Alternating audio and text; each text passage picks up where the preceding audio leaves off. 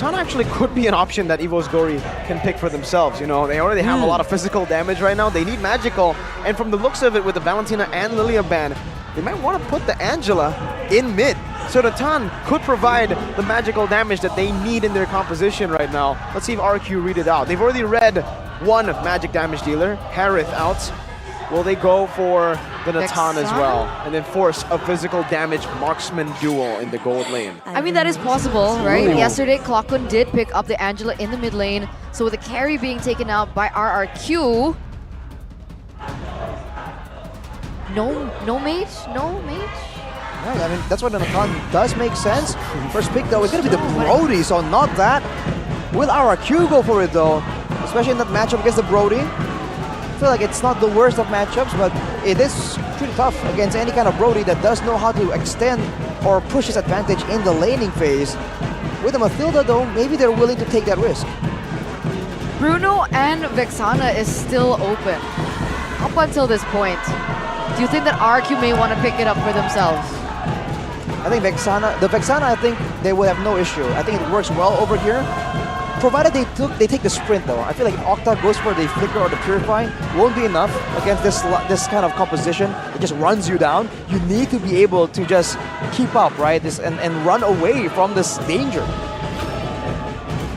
So what are we waiting for? Oh! Okay, completely different here. Paramis and Bruno is their choice in for RQ. And now we're going to take a look at the last pick coming in from Evos. Drum roll. Drum roll. They need either a roam or a mage. It really depends where the Angela is going. If they go for roam, they want to go for something like a Minotaur here up against this dive? Is Ruby still? No, Ruby's banned. Yeah. Minotaur or Vexana? Oh, Tigreal. Okay, so it's going to be a mid lane Angela. Yeah, as predicted. They're going for the Tigreal to try and punish the clumping composition of RRQ, trying to get full benefit out of that Netherrealm. It checks out logically. If that happens, you know, big implosion into a Furious Dive, that could be catastrophic for RRQ. That's a big if, though. But again, no magic damage, save for Angela from the side of Evos Glory. It feels a little one-dimensional in terms of damage source. I think RRQ will be able to deal with it very quickly. And I do believe that's a big disadvantage from Evos. Yeah, it is, man. We'll see how they're able to utilize this composition, though, because yesterday, if I'm not mistaken, Clockun went for Holy Crystal on this Angela. So there's a bit of magic damage there, and that's what they are relying on now. For RRQ, a more balanced composition, though, for damage. And even when it comes down to this team fighting with that Paramis, they're a tanky lineup. Can Evos Glory force a third game in this best-of-3 series in the Classic Derby? Or will RRQ retain history and once again prove that they are the conquerors of the White Tigers? Ladies and gentlemen, welcome to game number 2 as we jump into the Land of Dawn. You're already seeing Annabelle with the clear advantage right here. The jungle needs to stay strong right there because he is responsible for dealing damage as well with a true damage, Annabelle. But look at the battle spells, man. Knowing the win condition, the fact that they're going to be clumping together and potentially comboed 3 Purifies on the side of RRQ because they do have the Mathilda for the repositioning. Exactly. It all kind of works out. That is so difficult to catch. Evos, they're banking on that fact. So it's already bad enough that they have the Mathilda, but now they have the Purify to boot. So that's double the layer of protection, not to mention the photo later on. All right. Already Dream's trying to get aggressive plays around. Octo on the Paramis, we haven't seen it as often. At all, actually. So we'll have to see. Can he make the right plays in the right time? Now, Clockun Flickers out to safety, able to get out. Right, let's take a look at the emblems though. Agility for Fluffy. It's actually the same setup that he uses on the Paquito earlier. He wants to be around the map. Look at Brusco. Not as aggressive as the Arlet, but if you look at his emblems, he's trying to go fast and have as many spells available as possible. Wilderness Blessing and Inspire. So utility is the name of the game for RRQ, and they're relying on just 1 or 2 people to really output that damage. Yeah, he really wants to be able to utilize the Guiding Wind as much as possible in order to weave in and weave out of these team fights. And Evos Legends, that's exactly what they don't want, right? Because they're relying heavily on their resource. But once their resources are taken off, that's when RRQ can actually go in for the re-engage when they do enter these team fights. Brusco already circling up here in the top side of the map. Octa as well. It looks like a fight is about to ensue. Ooh, in the bottom lane as well. Might be a solo kill here in that bot side. There's a Black Dragon form used up by Fluffy. Onto the back with a Petrify and also an Implosion. No Purify used up already. It's going to be a good NetherRealm that saves them for now. Brusco with the Purify earlier. And even down below, it's Skylar with the Purify and the Recall. Evos Glory on this turtle as the Matilda recalls back. I must say, that's a great play by Evos to really burn out all the resources. But they also used the Black Dragon form as well as the Hard Guard. So both teams really back away from it, waiting for the next opportunity for plays to come. And I feel like without that surprise factor, the fact that Evos went for it so aggressively, RRQ does have the advantage. Unless, of course, they're moving towards the bot side. Brusco sneakily moving away to the gold lane to try and get something there for Skylar. Yeah, it does look like there's a difference in priorities right now for RRQ. They don't want to do this head first. It looks like Irad is a level below Annabelle right now. I don't know if they want to go for the 50-50. Turns out Brusco is coming back on top. Turtle already very low. Shield Unity and an Implosion from Dreams. Annabelle will be able to win this out with a Furious Dive on it too. Right into the Spear of Alpha and they get shredded down. Dawn trying to run away with a Brave Smite as well. Able to bounce off, but Annabelle will not decide to chase it down. They will just be happy with the turtle. That's Irad taken down and a turtle. So a big win for Evos Glory. Like you said, Eterna, Irad was a level down, but they still went for it despite not really being in position. And even one of their biggest strengths, the repositioning. Oh, Brusco though goes in. Circling Eagle, but a defensive Spear of Alpha from Annabelle to get out. Flockhun just dealing a bit more damage over to Irad and then chooses to back away. Brusco though is here with the help of Octa. Forces a Flicker out from Flockhun in the bottom lane. 1v1 and the lane continues. So far, Natco has been able to get the better of Skylar. I was about to just mention the fact that Brusco on the Matilda, RRQ hasn't really been playing around this guiding wind as efficiently as they could. In fact, when the Matilda arrived to that fight earlier, the guiding wind was on cooldown, I believe. So that's something they can fix, right? Because they went with all the Purifies, knowing that they can rely on that guiding wind. So when it's used and where it's used will be so important for Brusco to decide before the fight even happens. 4 minutes in, 5 minutes in. A 2.5k gold lead for Evos so far. We'll take a look at the disparities in items in just a bit. And mainly, the Flash of the Oasis finished for Clockun. That means that the fights are going to be really difficult for RRQ to come on top of, because they can survive and sustain from the damage themselves, but the damage output will be so limited, especially with the two main damage dealers, the CC and the Bruno, still pretty weak on items, right? One item isn't really enough. Top though, Vengeance already from Dawn, and it's Fluffy with the help of Clockun up top to pick up a kill on Dawn. There's going to be a lot of pressure on that turret. Clockun staying there because he has the Hard Guard, will be the one split pushing in this game. Now Dawn off the board. Looks like Bruce was going to go for an engage. Circling Eagle over to Dreams. Flicker out to safety. Defensive Flicker, but Irad has used the Poisons. Fluffy on the mid lane. And the tier 1 up top taken down by the Angela. And that's just it. We can see now Evos, they don't exactly commit onto this objective though, but Angela's still pushing, Clockun's still pushing in for maybe another turret if RRQ don't answer this. Just dancing around for now, as the Angela hasn't really been able to touch the turret too much yet, fortunately for RRQ, but they're going to be forced to make a move soon. And their engage, once again, is either a circling Eagle or a Shield Unity. Both very telegraphed, very obvious, and very punishable by the Tigreal. Octa does have the Necklace of Durance, so the fights are going to be a bit more even, but the Black Dragon form gets popped. Again, Natco a bit off position. A Purify, but it's going to be late! Natco utilizing that position to actually punish an overextending Brusco. Fluffy jumping in, Petrify, Furious Dive. Octa forced to Purify out of that with the Shadow Stampede. Annabelle, Spear of Alpha to disengage. And Evos have a 5k gold lead over RRQ. I mean, we knew that Evos are going to be stronger in the early game, but they're really pushing the advantage.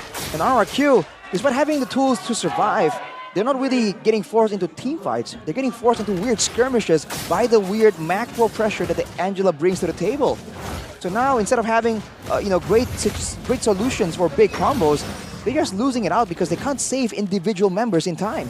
And the problem is, even if they wanted to send some resources up towards the top side to deal with the Angela, then they would have a bigger disadvantage when it comes down to the Lord fight, Turtle fight. And with the mid side already taken down, the mid side turret, this means that Evos have even more room and leeway to roam around the map, rotate, and create even more pressure on all 3 lanes of the map. Looking at damage dealt though, Octa is actually all the way on top. Even higher than Fluffy and everyone else. And that's with a rush to the Necklace of Doings. So with a few more items, he's actually going to be dealing very significant damage. But that's if RRQ can last long enough from the onslaught. Like 6.5k gold behind at 8 minutes. That's quite significant. It's not the greatest position at all, nor situation at all to be in if you were RRQ. But in the late stage of the game, is there a mid power spike we're looking for from RRQ? Is there some hope and saving grace for them? I think for sure in the late game they will have an advantage. On top of the fact that the Faramis does have the passive, they'll have more ways to really stay in a fight, and the DPS from the side of Evos is a bit lacking, right? It's more towards the burst side of things. Wow. Try to go for a pick on Klokun. You can hear the from the crowd too as Klokun gets out. He's recalling too. I like the taunts here from Klokun in game number 2. Annabelle soloing the Lord. I guess this is an advantage that you have when you have an alpha on your team. Crazy clear speed. 2 levels ahead now of Irad. In the item department though, Irad has picked up the Antiquirus, so it's going to be a lot tankier. Items are just what they need, man. RRQ, I think going for a trade there was the right call. Unfortunately, unable to get the Angela. I feel like they should really try and get gold when they can by farming. Because if you look at Evos, they're splitting up quite a bit in order to really deny that farm. Natco with a nature. Now, with a total part memory, flickering out the safety. Brusco is very low.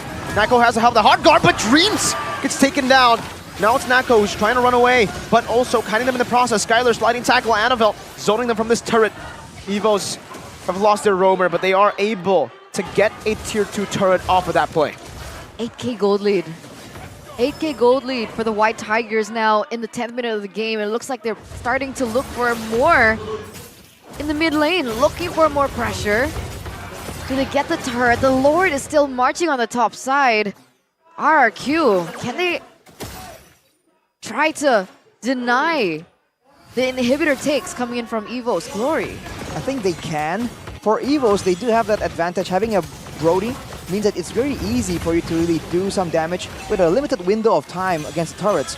But for RRQ, it's the first Lord. They do have decent damage, and they can deny a big dive with the Netherrealm. It hasn't been really working for RRQ out in the open, but under a base turret, that Netherrealm will, I think, be enough to really buy a lot of time and force Evos to take needless damage from the turrets. That is what they're relying on right here to really defend. As you can see, they can't really leave the base. They can't. The game fact here by GoPay, Baxia became one of RRQ's winning heroes in MPL ID Season 12 with an 81.82% win rate from 11 picks, even securing a 3-win streak in week number 1. However, in MPL ID Season 13, RRQ's Baxia has a 50% win rate from 4 picks. What's going on the stage? I have no idea. Well, yeah, the car's getting hyped for something. what are they getting hyped over? I'm curious. I think they're just yelling at each other right now. Are they taunting each other? I think they are taunting each other. Their Indonesian counterparts are egging them on, like, yeah, go on, keep going, keep going. Or maybe. Octa, Stampede, Evos Glory with an attempt, but it will only remain an attempt. Evos, for sure, is feeling the clock tick, man. In these moments, without the Lord, without anything to really pull RRQ out, they're stuck really trying to find ways to punish. Because again, in the late game, I feel like they have things to be concerned about as well. As Skyla picks up the Malefic Roar, already at a 3-item power spike. So not the endless battle we saw earlier. It's going to be the Malefic Roar to try and go against all these beefy fighters. They're playing it so patiently now. They're waiting for 12-minute as well. They want to get an enhanced Lord. They want to crack the space open. In fact, they need to, right? It's not that just they want to. And with the macro pressure already doing its job, RRQ, this is a strategy, if you can call it that we've seen a lot in the previous seasons. When you have a Paramis, you just stay in the base. And even if you lose the Lord, eventually, right, the fact that you can deny a full-on dive will allow you to catch up. But when they are 10k, almost 11, it might be 11 by the time Evos makes the push, 10k gold behind used to be the threshold of gold where it doesn't even matter if you make a small mistake, right? The gold difference can cover for it. So we'll see if Evos can make that happen, because remember, the Waves and the Lord was changed to be a bit better at really cracking open a base. And it's a little bit harder for teams that are on the losing end, quote unquote, to go for a comeback. And with a 10k gold difference, it's looking quite bleaking for RRQ. What do they do? Well, for everybody back at home, they can go and put in the promo code right now. GoPay Gamers on the GoPay app. I think a big issue right now for RRQ as well is that the only real frontline is going to be Irad. Dawn on the CC is still relatively squishy, and now Evos makes their move. Mid lane going to be dealt with, but they concede the top lane base turret. Octa getting shot once. And that's the amount of damage that Natco has within his arsenal right now. They have a lot of sustain still, though. Certainly Ego over to Natco. Only going to get chunked, and the Tournament of Memory as well. Oh, the burst! Gee! My goodness! Brusco just disappeared. Dreams, though. Wicker Implosion, not connecting. Spear of Alpha. Bringing Irad all the way back to the team, but the team is going to go to the other side where Irad is going to be soloed completely by Annabelle. Octa, Purify, trying to defend in the back. The base is open, down. Brusco is down as well. No more help. Skylar with a Purify. Natco over to Nature, but now in the back, gets in with a Torn Apart Memory, gets the final kill over to Octa, and they equalize the series. The Evos fams roar in the building. It will not be a clean sweep.